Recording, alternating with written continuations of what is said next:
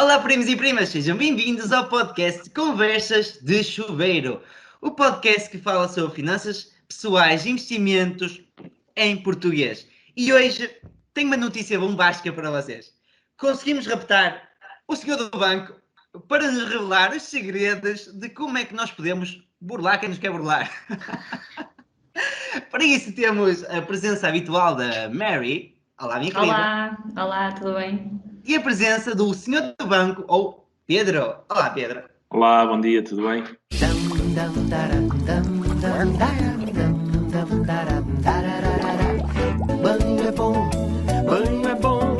Banho é muito bom, só que agora acabou daí.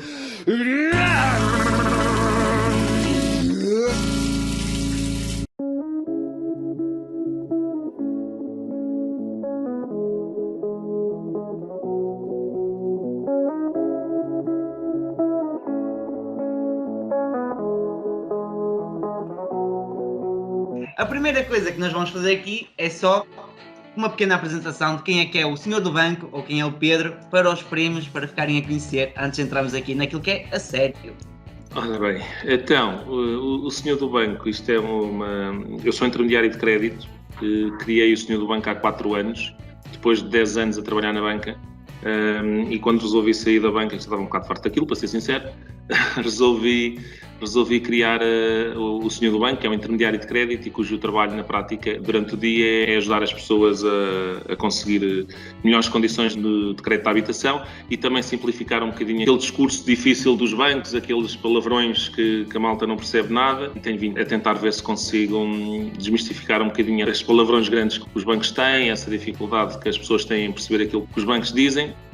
E olha, e até ver há 4 anos para cá a coisa tem estado a correr bem, felizmente, e agora é continuar a somar. Porquê que os bancos utilizam esses palavrões complicados? Bom, isso é por causa da regulação, não é? Quer dizer, os bancos têm certas coisas que têm que dizer como manda o regulador, que neste caso é o Banco de Portugal. As FINs hoje em dia, que são aquelas simulações, para quem não sabe, a ficha informativa normalizada europeia, acho que é assim. Hoje em dia seguem um padrão que é para ser igual em toda a Europa. E as TEGs, os MTICs, os TAMs e por aí fora têm obrigatoriamente que lá estar. Não é? E até aí tudo bem. A grande questão aqui é que não há uma simplificação desses termos. Não é? Portanto, aquilo poderia existir, porque tem que existir. Podia haver alguma forma de, para o leigo da matéria, para quem não percebe nada disto, tentar ali minimizar um bocado a coisa, explicar um bocadinho mais detalhadamente o que é aquilo, porque existe muita falta de literacia financeira em Portugal, a maior parte das pessoas não faz ideia do que é uma TEG, não faz ideia do que é uma TEN, e quer dizer, os bancos também não contribuem para isso, na realidade, não é?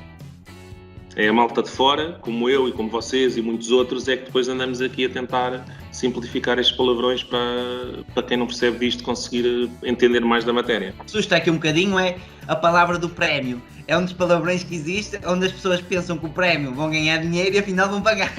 Mas o prémio é nos seguros, não é no crédito. Sim, mas também dentro do próprio seguro temos o prémio associado. Sim. E se nós vamos pedir um crédito à habitação, por norma, e é isso que vamos decidir, temos que pedir um prémio de seguro. Sim. Sim, é um palavrão, lá está, quem não estiver por dentro disto pode andar um bocado aos papéis, não é? Sem perceber o entendimento, mas na prática, neste caso, o prémio é o que eles vão pagar sobre o seguro que estão a contratar. E qual é que é a diferença então entre o trabalhar num banco, que era o que fizeste de há 10 anos para cá até há 6 anos para cá, e agora o trabalho do senhor do banco? Quais é que são as diferenças principais? Bom, para começar, eu defendia uma única instituição, não é? E só aí faz uma grande diferença. Naquela altura, repara, quem pagava a ordenada era o banco, não é? Portanto, se quer eu soubesse que o que eu estava a propor ao cliente era a melhor proposta de todas ou não, eu tinha que defender aquilo, não é? Quer dizer, não se trata de estar a enganar ninguém. Quer dizer, se tu vais pedir crédito ao meu banco e eu sei que o banco B tem melhores spreads, eu não te vou dizer, Mary, vai lá ao banco B, pá, esquece lá aquilo do banco, porque o outro banco está melhor. E na altura tinha que, obviamente, defender a minha instituição, aquela que me estava a pagar o ordenado. Hoje em dia não tenho essa preocupação. Eu tenho contratos com quase todos os bancos, a minha preocupação é mais virada para o cliente. Portanto, se tu vieste ter comigo, eu vou-te apresentar propostas do banco A, B e C, e depois explico-te as diferenças entre uma coisa e outra, e depois, no fundo, as pessoas acham também que quando vêm ter comigo que eu lhes vou dizer o que fazer, mas o meu papel não é bem esse. Eu tento dar-te a informação necessária para tu decidires o que é que consideras ser melhor para ti. Até porque muitos dos processos que eu faço de crédito à habitação, as pessoas não escolhem o banco mais barato. E agora vocês perguntam, porquê? Exatamente. Porquê? Eu consigo pôr uma voz de fundo depois a perguntar, porquê? Porque às vezes o banco mais barato não é necessariamente o mais adequado. Pode ser, por exemplo, porque o banco mais barato não é aquele que empresta o máximo de valor, porque a maior parte dos bancos, as pessoas hoje em dia ouvem falar da história dos 10% de entrada, não é? Que é o mínimo que nós temos que dar. Mas a maior parte dos bancos empresta 90% do valor da compra, mas apenas 80% ou 85% do valor da avaliação. Em simultâneo, ou seja, eles emprestam o menor dos dois valores. Para pôr isto em números que é mais fácil, numa casa de 100 mil euros, que vocês querem pedir 90 mil euros, portanto 90% desses 100 mil euros, a avaliação tem que ser à volta dos 105, 106, para que a maior parte dos bancos vos emprestem os 90 mil euros. Mas pode haver, há exceções, poucas, onde com uma avaliação de 100 mil euros eles emprestam os 90. Portanto, às vezes a melhor proposta pode ser a do tal banco, onde tens que ter a avaliação de 106, mas tu dizes assim, ok, então mas se a avaliação vier por 103, então se vier por 103 tu já não vais dar só 10 mil euros, vais ter que dar 13, mas eu não tenho. Ok, então se não tens que decidir se queres arriscar a que a avaliação possa eventualmente não correr bem e então vais ter que depois voltar a começar de novo noutro banco, a pagar uma avaliação de novo noutro banco, ou se preferes não arriscar e ir logo para um banco onde as condições são menos boas, mas que corres menos risco. E a verdade é que posso-vos dar o exemplo que ainda ontem veio uma avaliação onde nós decidimos ir para um desses bancos que financia os 90% por causa de não correr o risco da avaliação correr mal, e na realidade a avaliação não só não foi acima, como ainda foi abaixo do preço de compra. Portanto, nós agora vamos contestar, e como é um valor relativamente baixo, provavelmente até consigo ultrapassar esse valor, mas se fosse noutro banco que emprestava aos 6 a 85%, se calhar não conseguia resolver o assunto. Portanto, muitas das vezes, e quem diz isto pode ser, tu vais ter comigo que queres tentar sem fiadores, e o banco que até está a fazer a melhor proposta diz que só faz com fiadores, e tu dizes, ok, mas eu preferia pagar mais 5 euros por mês e não ter que chatear ninguém. Portanto, na verdade, apesar de toda a gente numa primeira instância querer o mais barato de todos, depois quando chegamos à hora, às vezes as próprias pessoas não querem, ou porque o mais barato é um banco onde já tiveram chatice e dizem, não, esse nunca mais. Mas é o mais barato, e pá, está bem, não quer saber, mas já tive chatices com eles, nunca mais. Portanto, nós começamos por apontar para a opção mais barata, mas muitas vezes isso depois não vai acabar por aí.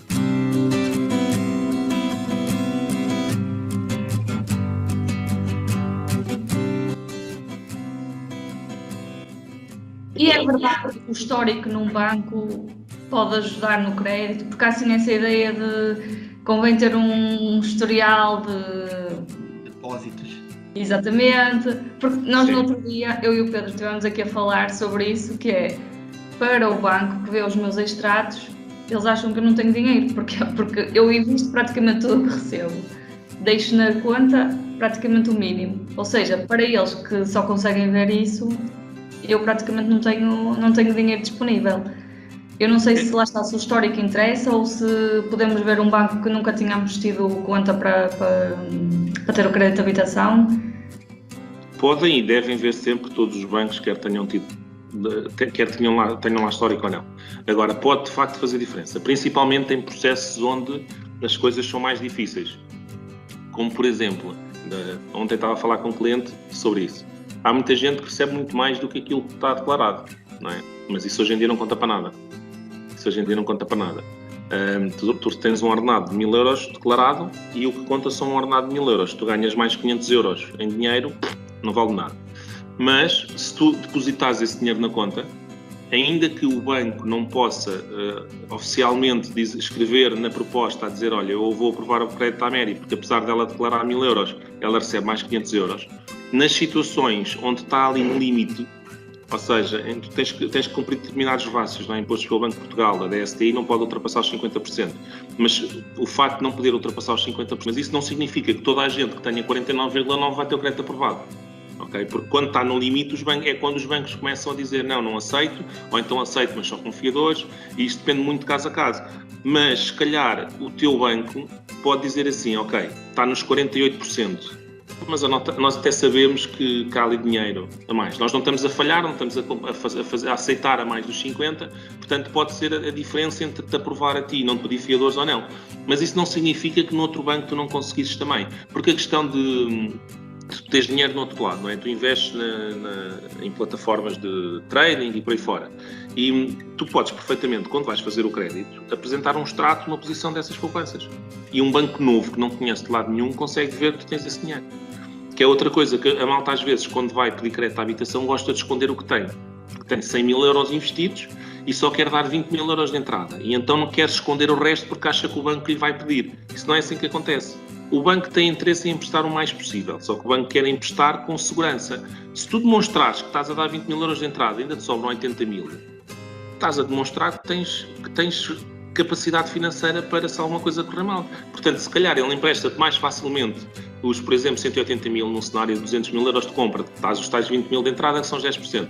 Se calhar empresta-te mais facilmente 180 mil se ele souber que tu ainda ficas com 80 mil de lado, do que se ele achar que tu não tens mais nada. Não há necessidade nenhuma de esconder, ok? Os bancos, não é porque tu demonstras ter mais dinheiro que o banco vai dizer não, só aceito com em vez de 20 mil, com 50, por exemplo. Não é assim que vai acontecer. O banco, se calhar, até fica mais confortável em emprestar-te os 90%, porque o banco quer emprestar-te o mais possível para tu pagares a maior quantidade de juros possíveis, mas com algum conforto. E esse dinheiro que tu tens a mais e que não vais usar é um conforto, para se alguma coisa correr mal. Podes explicar a DSTI? Ok. Então é assim, a DSTI, e que muita gente confunde com taxa de esforço, incluindo nos bancos, ok? É muito frequente malta dizer, eu fui ao banco e eles disseram que a taxa de esforço não pode ultrapassar os 50%. Isto é mentira, não é a taxa de esforço que não pode ultrapassar os 50%, é a DSTI. Mas também é mais fácil explicar às pessoas o que é a taxa de esforço do que a DSTI. A taxa de esforço é, quando nós recebemos 1000 euros, por exemplo, eu estou sempre a pôr números redondos que é mais fácil de se perceber, nós recebemos 1000 euros líquidos por mês, o quanto é o líquido, e temos uma prestação do carro que são 150 euros. Então a nossa taxa de esforço à data de hoje são 15%, ok? É fácil de perceber.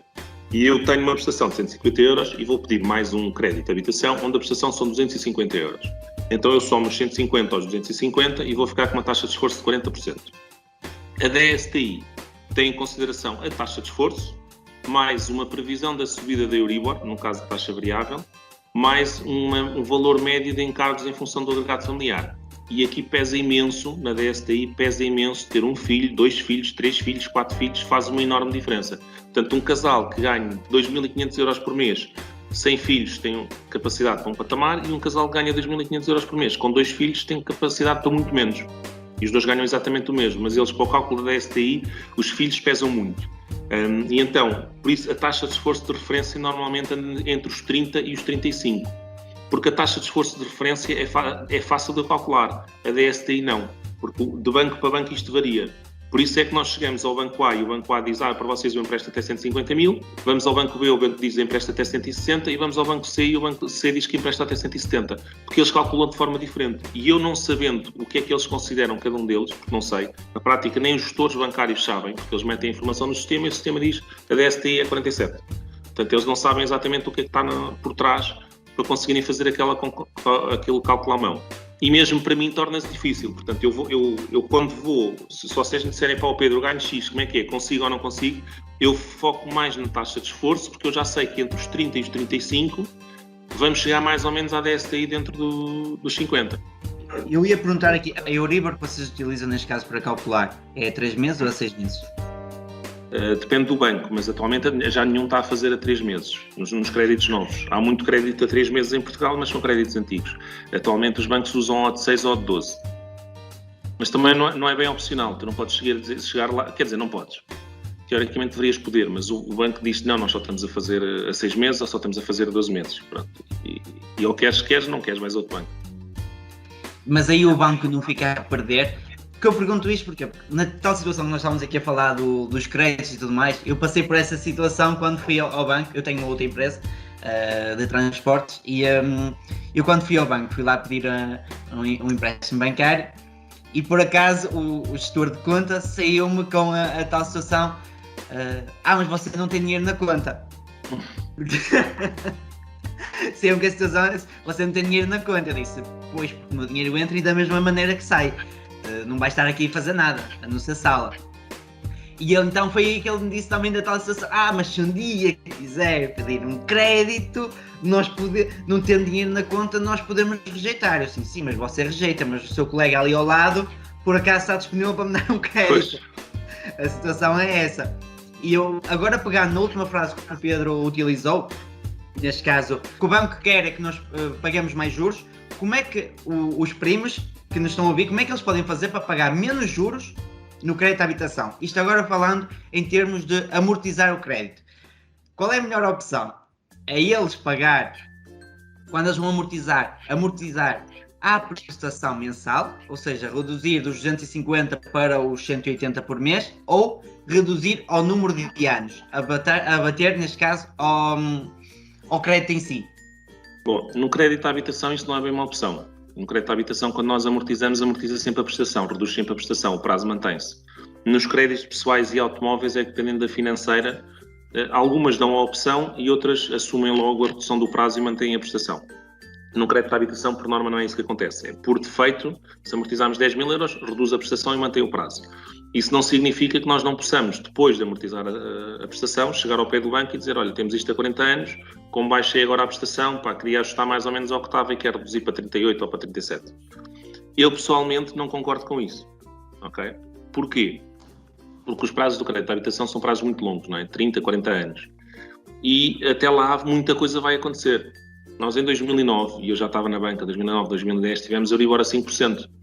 E vimos muita gente aflita com a subida da taxa de juros, não é?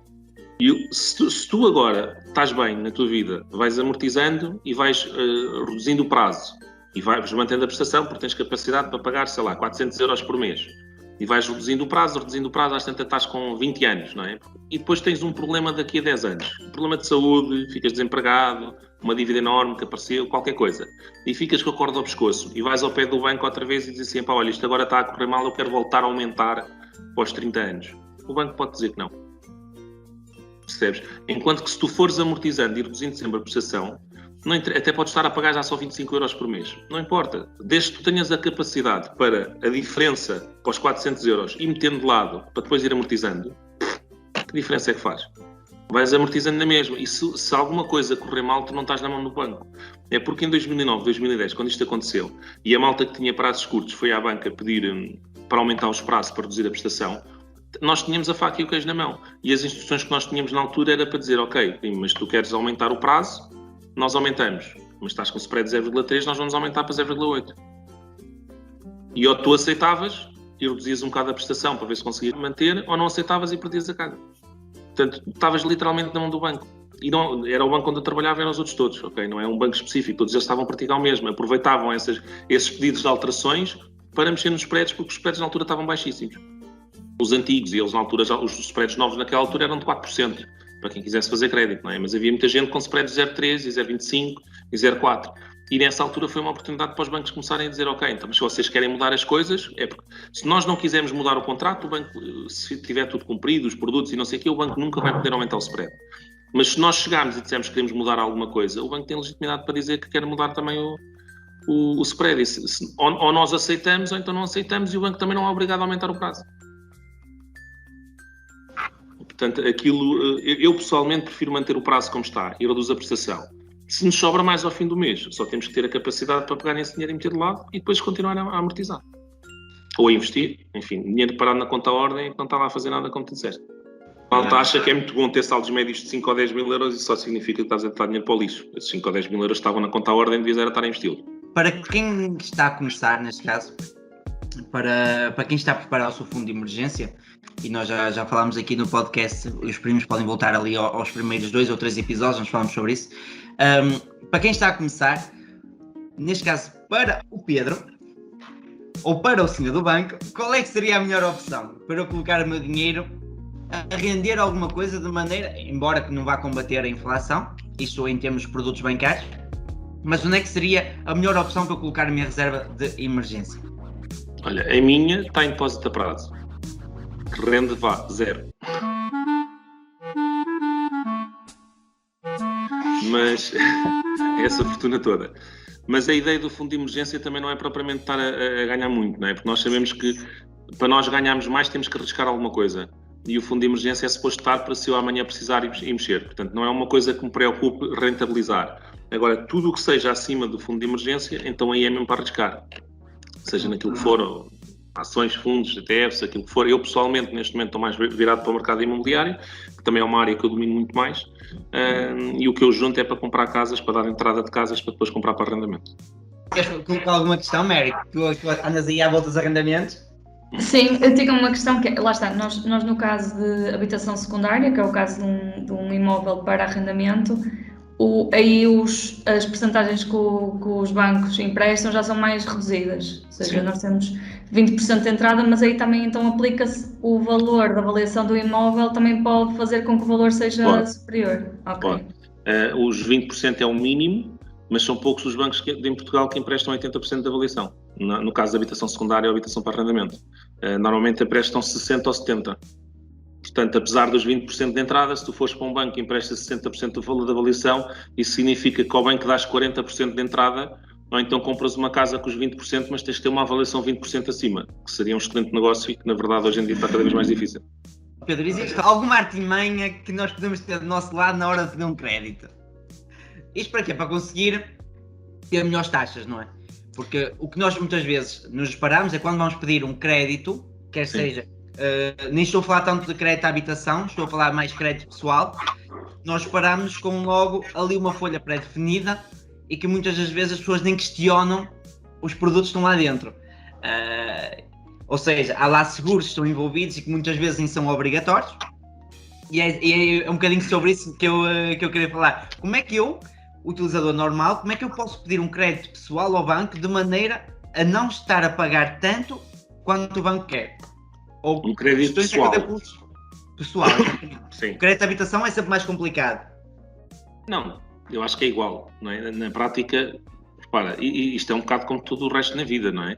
Se tu quiseres comprar um carro, vais ter que te informar sobre o carro, sobre o preço dos carros, para saber se estás a comprar barato, se não estás, se for preciso até levas um mecânico, porque alguém conhece da coisa. Se vocês quiserem investir em ações, o que é que vais fazer? Vais escolher as ações, não chegas lá de manhã e dizes, olha, esta tem um nome bonito, bora comprar esta. Esta subiu muito.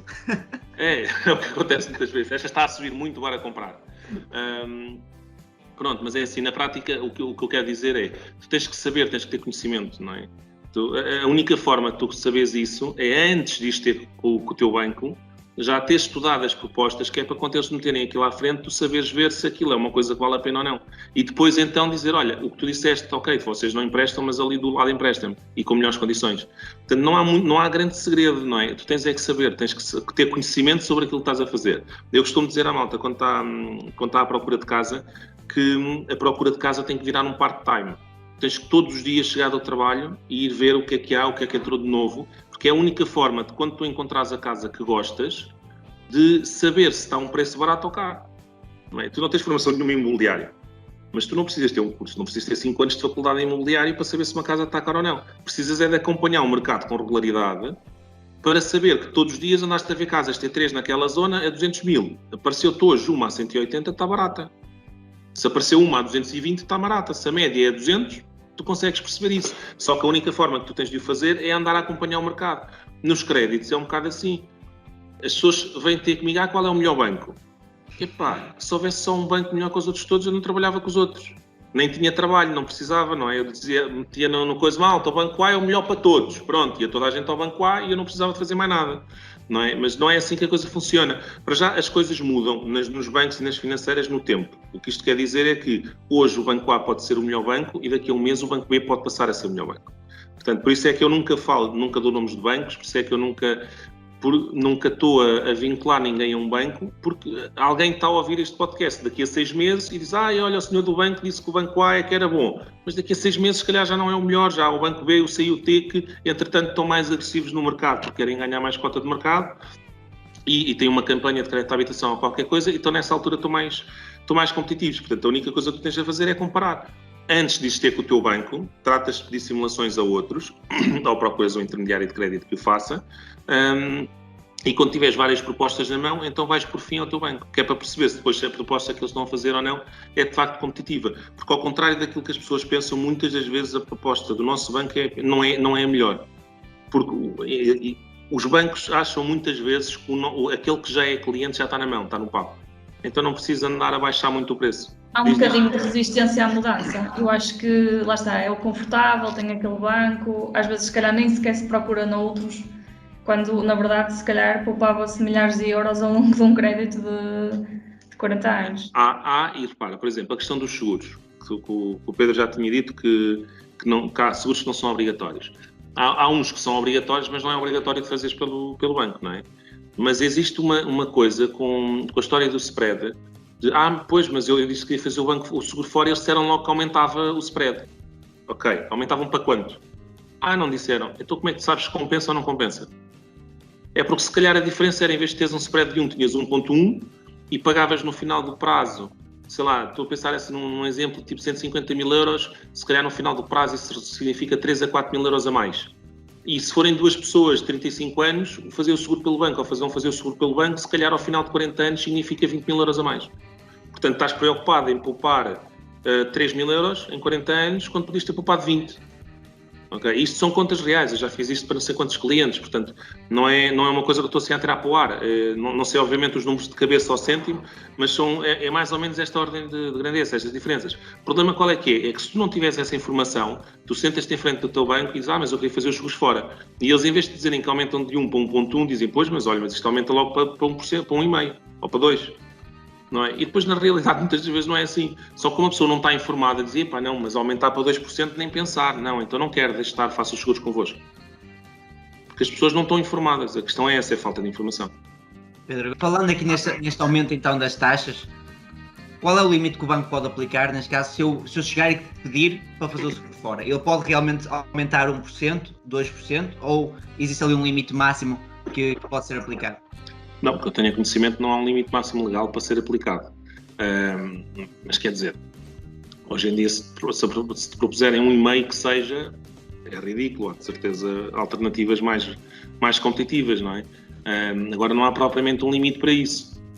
E na realidade, repara, a questão do banco nunca pode obrigar, hoje em dia, a que tu faças os seguros no banco. Sim, um decreto-lei em 2009, se não estou em erro, que proíbe os bancos de te obrigar a fazer os seguros lá.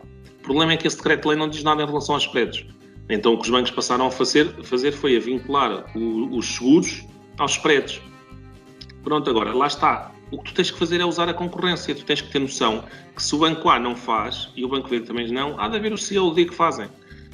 Agora, ou tu vais bater portas a essa malta toda, ou então procuras alguém que ajuda, na prática é o que eu faço, e eu é que vou bater portas para procurar quais é que são as soluções onde tu consegues ter propostas mais competitivas. E a questão dos seguros, eu estou a falar daqueles 20 mil euros no final do ano, mas eu tenho propostas, já tive situações em que são 30, 40, 50, 100 mil euros de diferença entre fazer o seguro no banco ou fazer fora. Isto tem tudo a ver com a idade das pessoas, com o valor do financiamento que estamos a pedir, mas quer dizer, um crédito de 400 mil euros não é nada absurdo que exista uma diferença de 60 ou de 70 mil euros entre fazer o seguro pelo banco ou fazer o seguro fora. Que é uma aberração, não é? No entanto, se calhar, eu não tenho números oficiais, mas se calhar 60% ou 70% da cota de mercado em Portugal dos créditos de habitação são com os seguros no banco. A maior parte das pessoas faz os seguros no banco, por causa da história do spread. Porque têm medo que o spread aumente e não fazem contas, de facto, compensa ter um spread um pozinho um bocadinho mais alto para depois reduzir o encargo. Eu fiz uma transferência há um ano e tal, de 300 e tal mil euros, em que o seguro de vida era 220 euros por mês, 220 euros por mês. Nós transferimos, as pessoas já tinham 40 e tal anos e era 300 e tal mil euros, portanto já era alto. Mas nós transferimos o crédito à habitação, aumentámos o spread em 0,3% e a prestação aumentou, salvo erro, 60 euros, mas o seguro de vida reduziu 120. Portanto, na prática, no final do mês estás a poupar dinheiro. Não é? Só que aquelas pessoas tiveram a capacidade para perceber, ok, então, mas vão aumentar o spread, mas compensa na mesma. Até porque, repara, o spread, ao aumentarmos 0,3 o spread, o resto do contrato, o aumento vai ser só de 0,3. No entanto, a diferença do seguro de vida ia continuar a espaçar-se, porque os seguros de vida aumentam todos os anos, nós estamos todos os anos mais velhos. Mas os seguros de vida dos bancos aumentam mais do que aumentam os das alternativas. Portanto, aquela diferença de 120 euros que hoje era entre o seguro fora do banco e o seguro do banco, para o ano se calhar seria 125 de diferença, no ano a seguir seria 130, no ano outro 135. Às tantas, se calhar tinha 150 ou 200 euros de diferença entre ter o seguro do banco ou o seguro fora. Mas o 0,3 de diferença de spread vai ser assim o resto do contrato. Só que isso é preciso fazer contas e as pessoas perceberem, porque nem sempre percebem, e às vezes também não confiam, também, eu percebo, não conhecem de lado nenhum, né? Mas eu tento mandar sempre as contas para que as pessoas consigam fazer a sua análise. Por isso é que lá está, eu não gosto de ser eu a vincular-me, a dizer, epá, o Pedro, Médio, façam lá aqui no Banco B que é o melhor. Eu dou-vos as contas para depois vocês chegarem a essa conclusão. Que é para não ser eu a ficar vinculado, até porque depois eu sugiro-vos o Banco B e por azar aquele banco correu mal porque demorou até a dar resposta ou porque vocês não se entenderam com a pessoa, com a gestora depois como estiveram no banco daqui a 6 meses e depois quem é que recomendou o banco? Foi o Pedro. Não é? Portanto é muito mais fácil assim, eu dou-vos o material todo, faço-vos as contas, explico-vos as diferenças dos produtos, o que é que vocês têm que ter, quanto é que custa a conta, não sei o quê, e depois vocês dizem se querem ir para o banco A ou para o banco B. E depois acompanho o processo a partir daí. Estamos a falar do crédito à habitação e tudo mais. Como é que nós podemos usar o PPR, nesse caso, para pagar o crédito à habitação? Ok, então o PPR, bom, começando aqui um bocadinho para trás, não sei se toda a gente sabe o que é o PPR, é um plano de poupança-reforma, em que há ali uns patamares que eu já não me recordo de cabeça, mas tem a ver também com as idades, mas nós conseguimos tirar um benefício fiscal no IRS investindo no PPR. Eu sei que tenho ideia que até aos 35 anos, se nós investimos até 2.000 euros por ano, vamos buscar 400 euros de benefício fiscal, depois acima disso é 300 euros para 1.750, acho que é uma coisa assim, não sei de cabeça, mas isso também na net facilmente encontro esses valores. Mas pronto, nós ao investimos em PPRs, temos um benefício fiscal no IRS, ok? Ao ter um benefício fiscal, aquilo que se propõe é que o PPR seja para levantar na reforma, não é? Que se nós levantarmos antes, temos que devolver ao Estado o benefício fiscal. Se levantarmos sem uma justificação, temos que devolver o benefício fiscal com juros em cima, ok? Em 2011, já não sei, 2012, na altura mudou-se ou acrescentou-se uma possibilidade, uma justificação para mobilizar os PPRs sem a tal penalização. Porquê? Porque havia muita gente que tinha andado anos e anos a investir nos PPRs, se calhar tinha 10, 15, 20 mil euros, e depois não podia mobilizá-lo sem perder o benefício fiscal e, no entanto, estava a perder a casa. Não é? Não tinha capacidade financeira para pagar, ficou desempregado, as taxas... Enfim. Então, o que se fez foi, acrescentou-se uma das possibilidades de mobilizar sem penalização para mobilizar para o crédito à habitação. Mas isto significa que vocês podem mobilizar para pagar a prestação ao cêntimo. Não é para vocês levantarem 10 mil euros e amortizarem o vosso crédito à habitação. Isto não é possível. Okay? O que vocês podem fazer é pedir uma mobilização do capital do PPR que já tenha mais de 5 anos, que este é outro pormenor, a malta acha que aumenta o PPR agora, ganha benefício fiscal, daqui a 3 meses levanta para pagar a casa e está o assunto resolvido. Não dá. Cada entrega tem que ter no mínimo 5 anos para que não tenham que devolver o benefício fiscal. Agora, se vocês já vêm há muitos anos a fazer entregas nos PPRs, quando nós vamos levantar o PPR, eles vão buscar a entrega mais antiga. Portanto, se tiverem 10 anos, eles não vão, e tu meteste 1.000 euros o mês passado, eles não vão buscar esses 1.000 euros e tu vais perder o benefício fiscal. Não, eles vão buscar os 1.000 euros que tu deste há 10 anos atrás. Agora, isto não é uma coisa assim tão simples quanto isso. Eu já não me recordo, não sei se agora está a ser feito assim, mas no banco onde eu trabalhava na altura, tu tinhas que todos os meses formalizar o pedido para levantar para aquele mês. Portanto, não é do estilo, chega ao banco e diz, olha, a partir de agora a minha prestação é paga pelo PPR, portanto vão lá buscar. Não, nós temos todos os meses que ir buscar uma declaração ao banco a dizer que o valor da prestação é de 322,33 €, dar à gestora do PPR, para depois a gestora do PPR fazer o pagamento diretamente para a prestação. Portanto, daquele valor ao cêntimo, não é? A malta acha que isto agora banalizou, ok, posso levantar sem penalização, digo que é para o crédito à habitação e levanto o que eu quero. Mas não é. É pago ali ao cêntimo. Agora, que é possível, e veio aqui mudar muita coisa, não é? Porque muita gente agora aproveita, mete no PPR, tem o benefício fiscal, aquilo vai rentabilizando qualquer coisa e daqui a 5 anos mobiliza para pagar o crédito à habitação. Se isso faz sentido sempre, eu acho que não. Não é? Porque se tu tiveres um PPR que até está porreiro, está-te a render 10 ou 15% ao ano, depois vais tirar naquela altura para pagar a prestação, se calhar até tens capacidade financeira para pagar a prestação. Não é uma questão de estás com dificuldades, até tens, mas queres é só armar-te em esperto, olha, agora já tive o benefício fiscal e vou tirar ali o PPR dali e ainda a ganhar com isto. E se for preciso não estás a ganhar nada, estás a perder porque aquilo até estava com uma rentabilidade perfeita, 10 ou 15%, que é ótimo, e na prática vais tirar para depois o dinheiro que não investiste a pagar a prestação, não fazes nada com ele e ficar na conta à hora. Se calhar não justifica, mas pronto, depende de situação para situação.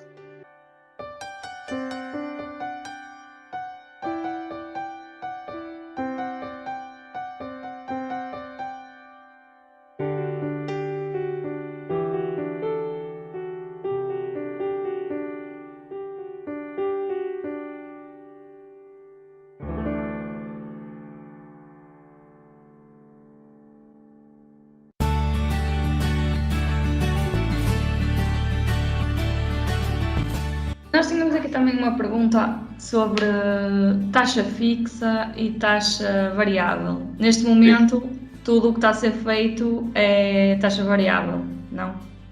Não, tudo não. Mas é quase tudo taxa variável e eu pessoalmente prefiro a taxa variável. Eu gosto de acompanhar o mercado sempre. Eu consigo perceber quando a malta está preocupada com a evolução da taxa de juros, okay? Com a subida da taxa de juros. Eu não posso dizer, obviamente, que a Euribor nunca vai chegar aos 5%, porque na realidade já aconteceu, portanto, já aconteceu, pode acontecer outra vez, mas posso dizer que acho que é improvável que isso aconteça. E apesar de ser expectável que a Euribor vá subir, não é expectável que vá subir para 5%. É lá de subir, e quando subir, não vai subir de menos 0,5 para 3 ou para 2. Isto vai demorar anos e anos e anos a acontecer. Portanto, ainda que a malta se queira preparar para a subida da taxa de juros, muita gente, a maior parte, comete o erro, na minha ótica, de contratar a taxa fixa por um período de 5 anos, de 10 anos, de 15 anos, que é precisamente quando é mais fácil eu antecipar aquilo que vai acontecer. O que eu tenho dificuldade, e os próprios bancos têm dificuldade, é dizer o que é que vai acontecer daqui a 30 ou daqui a 35. Não é daqui a 5 anos. Não é? Daqui a 5 anos, toda a gente que falares vai-te dizer que a expectativa é que a Euribor continue abaixo de 0. Não é? Portanto, não faz muito sentido tu estás a defender-te da subida da taxa de juros para 10 anos e depois tens 30 anos em que estás a correr os riscos todos na mesma. Até porque o banco, quando faz uma proposta de taxa fixa, faz com base na previsão daquilo que eles acham que vão acontecer a 10 anos. Portanto, imagina, tu hoje tens um spread de 1%, com a Euribor negativa, a TAN é 0,5%.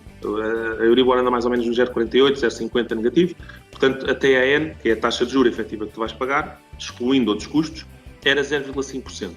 Se tu quiseres fixar a taxa para 10 anos, eles não te vão dar 0,5% para 10 anos. Vão dar, por exemplo, 1% fixo para 10 anos. Porquê? Porque o banco está-se a defender da eventual subida da taxa de juros. Ok?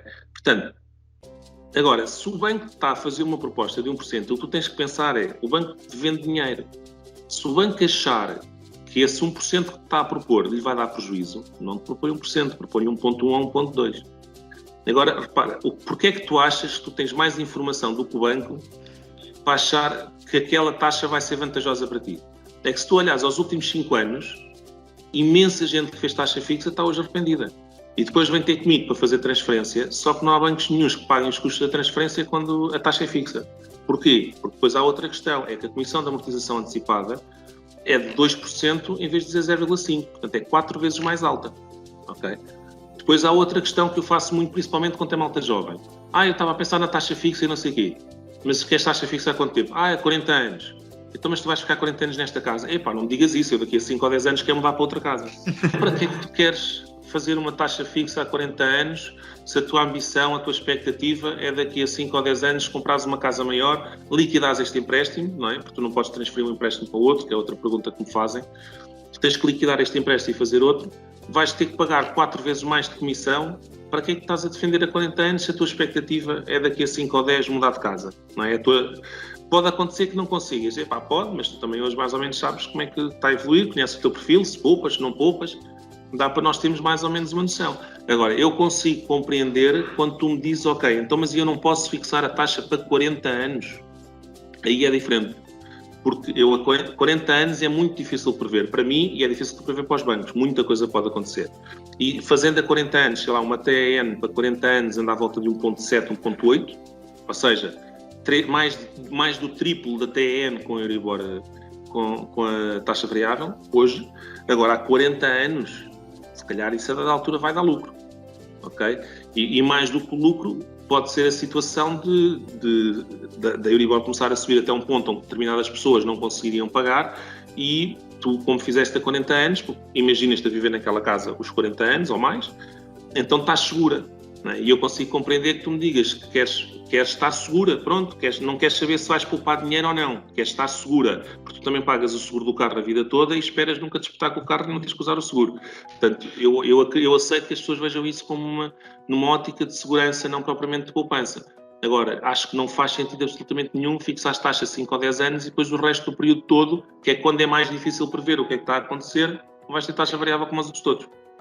Acho que isso aí não faz sentido. A taxa fixa é principalmente vantajosa, por exemplo, no caso de investimento em imobiliário, quando nós fazemos as contas para a rentabilidade que queremos ter e, ok, seja 1,7 ou o que seja, sabemos que vamos ter aquela rentabilidade que queremos e nunca vai estar acima disso, porque lá está, nós já estamos a correr um risco ao investir no imobiliário, porque estamos a prever que vamos ter inquilinos, que não vamos ter problemas no imóvel e isso tudo. Se ainda adicionarmos o risco de Euribor poder subir, é um risco que eu acho que no meu caso, se eu investisse em imobiliário, não queria correr. Ok, eu percebo, eu não faço isso. Ok. Tenho uns quantos créditos para arrendamento e estou a tratar de outros agora e todos eles com taxa variável.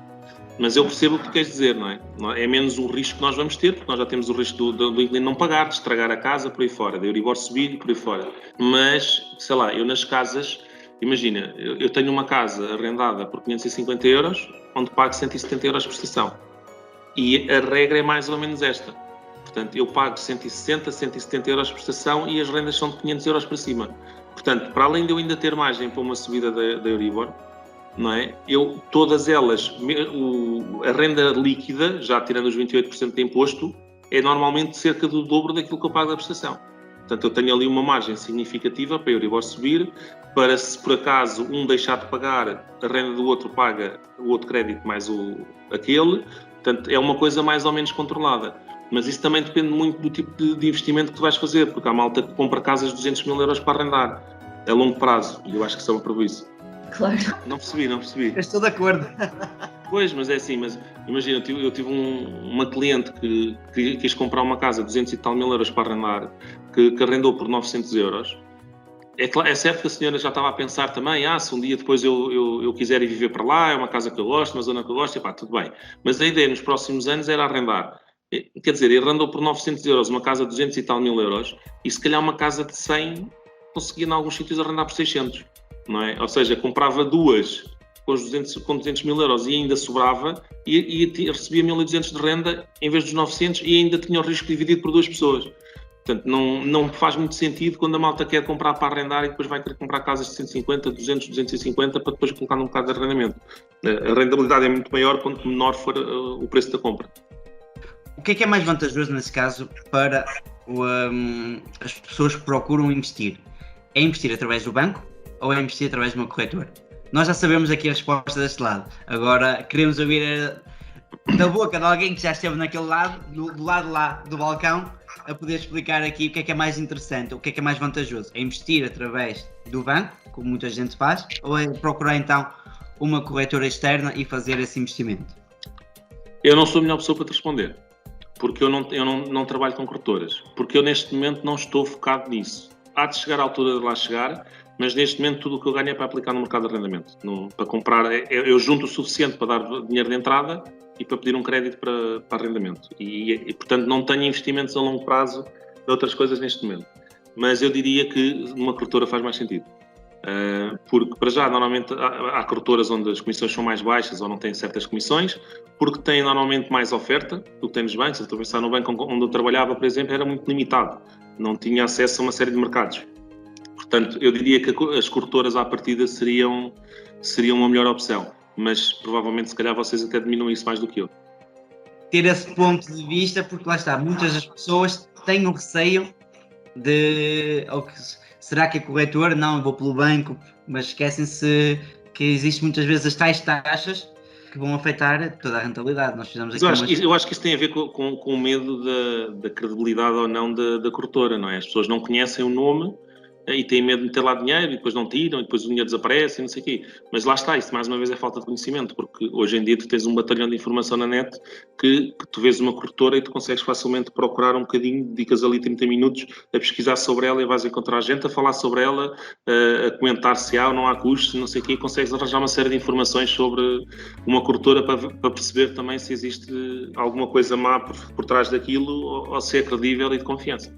Sim, o que eu vejo principalmente é, primeiro, a questão da fiabilidade, porque há sempre o risco, aliás, confia-se muito mais nos bancos que estão aqui na nossa rua do que na corretora que é de outro país qualquer ou que nunca ouviram falar, e depois também pela relação de proximidade.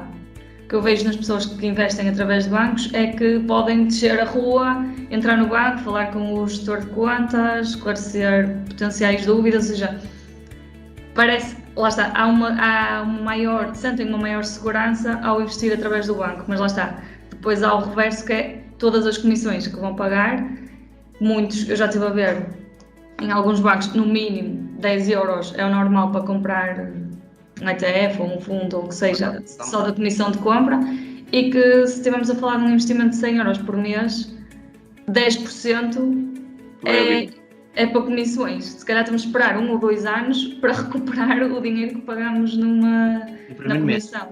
Exatamente. Estamos lá 10% todos os Mas meses. isso, repara, principalmente quem está a trabalhar com balcões, com as agências bancárias e vai ao gestor, a maior parte dos gestores que estão nas agências não fazem ideia do que é um ETF. Meu Deus. Não fazem ideia nenhuma do que é um ETF sequer. Portanto, eles conhecem os fundos de investimento deles, conhecem um bocadinho de ações, mas a maior parte deles, os que sabem mais são os que eles próprios investem, porque nós não temos nenhuma formação para isso. Ninguém nos dá formação para nós ensinarmos os clientes onde é que devem investir ou não, até porque na realidade não é o nosso papel dizer que tens de comprar ações da empresa A ou B, não é? Mas nós não temos nenhum tipo de formação para isso. Portanto, eu quando estava lá, eu próprio investia em ações, portanto havia coisas que eu sabia, porque eu passava por isso, não é? Porque eu comprava e vendia e tinha alguns investimentos, em fundos de investimento e não sei o quê. Mas eu não tive nenhuma formação para isso. E grande parte daquela malta que lá está a trabalhar nem sequer investe. Portanto, quando chegam lá e perguntam o que é que querem fazer, o que eles sabem é fazer a mecânica. Quer comprar ações do quê? Da empresa XPTO? Está bem, então faço aqui a operação e eu comprei o que você disse. Agora, não fazem mais pequena ideia porque é que estão a comprar, se é bom, se é mau. A maior parte da malta que lá está não sabe disso. Portanto, o melhor que têm a fazer é aprender para decidir sozinho. Eu por acaso tenho uma política que eu digo várias vezes, é que se querem saber se vale a pena fazer algum investimento num banco ou não, pergunta ao gestor de conta onde é que ele investe. Se ele disser que investe lá, é simples, investe aqui ou não? Ah não, então pronto. Sim, mas a maior parte deles, mesmo que não o façam, vão dizer que investem lá, não é? Eu pelo menos fazia, lá está, foi a tal conversa que nós falámos no início. Se eu estou no meu banco, estou lá a trabalhar, por muito que eu soubesse que uma corretora pode ser melhor, e eu próprio tivesse lá dinheiro, o meu papel ali é defender a minha entidade patronal, não é? Eu não vou dizer, não, Pedro, não metas aqui e vai meter para o outro lado. Claro que eu vou dizer que o meu é melhor. Até porque temos objetivos para cumprir. Os bancos todos têm objetivos para cumprir em tudo, não é? E é o trabalho da pessoa que lá está. E é o trabalho da pessoa que lá está. Repara, dizer que incentivar-te a investir lá não é estar a enganar-te. Pá. Se tu fores a um stand, ele também não vai dizer, Pedro, estás parvo, vai comprar ali aquele da fundo da rua que é mais barato que o meu. Óbvio, vai tentar vender o teu carro. Isso aplica-se a qualquer negócio. Não é? Portanto, eles não estão a enganar ninguém se te convencerem a aplicar na aplicação deles e não na do vizinho. Eles estão a vender o negócio deles. Bom, nós é que temos que ter a obrigação de saber se é vantajoso ou não e escolher lá ou fora.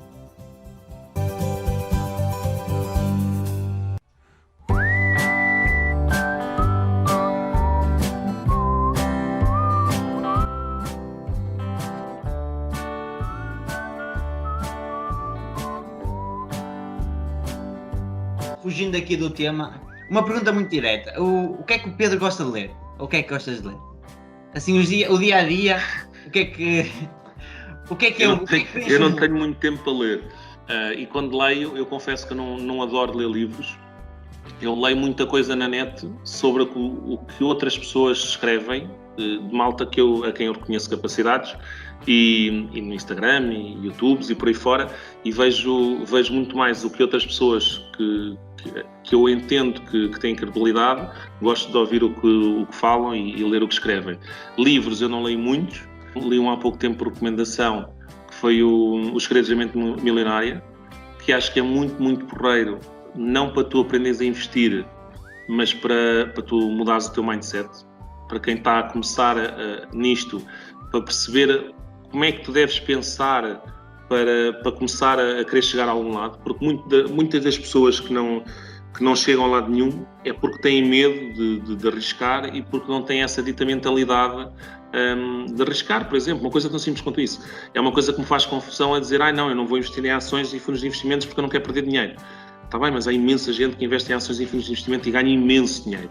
Portanto, as pessoas acham que o simples facto de comprar ações significa perder dinheiro. Se fosse assim, não havia absolutamente ninguém no mundo que o fizesse, não é? Há imensa gente que ganha e outros que perdem. Porquê é que uns ganham e outros perdem? Porque há uns que sabem muito do assunto e há outros que não sabem nada.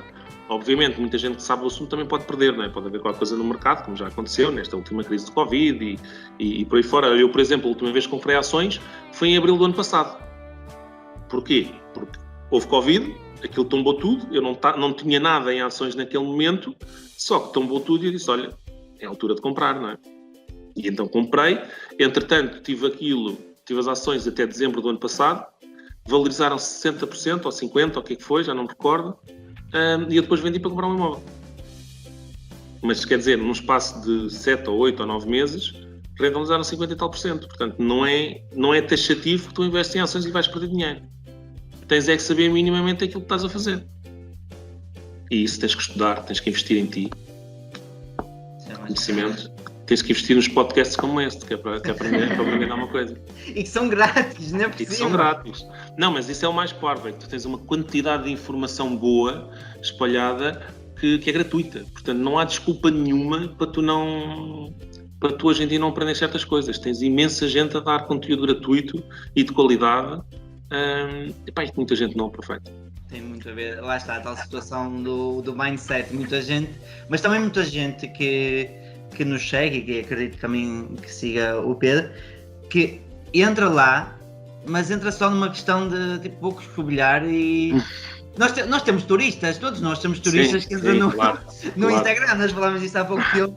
Nós temos turistas, que é o pessoal que entra, fica lá 2 ou 3 dias, mas este gajo fala muito já. É. Mas isso, repara, isso acaba por ser porreiro, não é? Porque tu vais fazendo uma limpeza e só mantens aqueles que efetivamente têm interesse no teu conteúdo. Quando a malta se preocupa muito com quem vai embora das páginas, já perdi 50 seguidores. São 50 seguidores que não têm interesse no teu conteúdo, portanto não estão lá a fazer nada. É preferível eles irem embora e virem os outros que efetivamente têm interesse no teu conteúdo e que vão contribuir ali com alguma coisa. Porque depois o giro disto é que eu, mesmo quando faço posts e não sei o que, sobre certos temas, já houve situações em que eu fui, entre aspas, chamada a atenção que havia ali qualquer coisa que não estava bem, e depois eu próprio aprendo e vejo-me na necessidade de corrigir ali qualquer coisa, não é? Porque eu também não sou dono e senhor da razão. Eu faço tudo com base na experiência e na formação que tenho, mas ainda há pouco tempo houve ali um pormenor sobre o contrato de trabalho a termo incerto, que eu não tinha noção de quanto tempo depois é que se passava a efetivo, porque o contrato a termo incerto não é efetivo, ao contrário do que muita gente considera, e eu recebi algumas 30 ou 40 mensagens de malta a dizer, olha, vais ver aqui, decreto-lei não sei das quantas, que agora já não me lembro, passas a efetivo a partir de 4 anos, porque mudou a lei em 2019, e quem tem um contrato antes de 2019 passa após 6 anos, que era uma coisa que eu não sabia, e a malta que me segue acaba por ajudar, estás a ver? Isto é porreiro, esta entreajuda.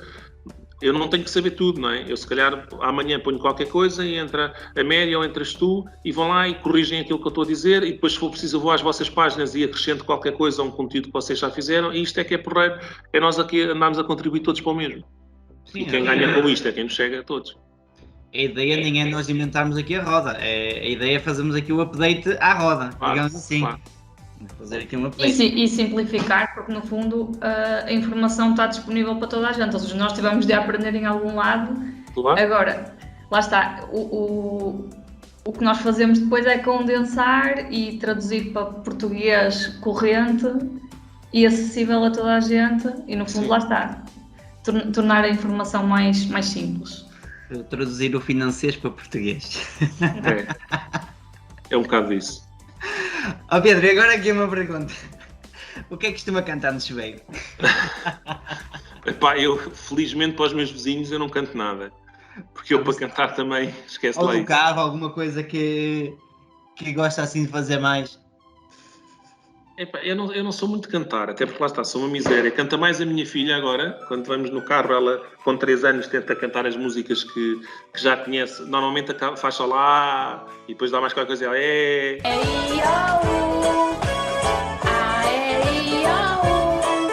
e é o que ela canta, não é? Mas com mais ritmo que eu. Mas eu pessoalmente não sou muito de cantar.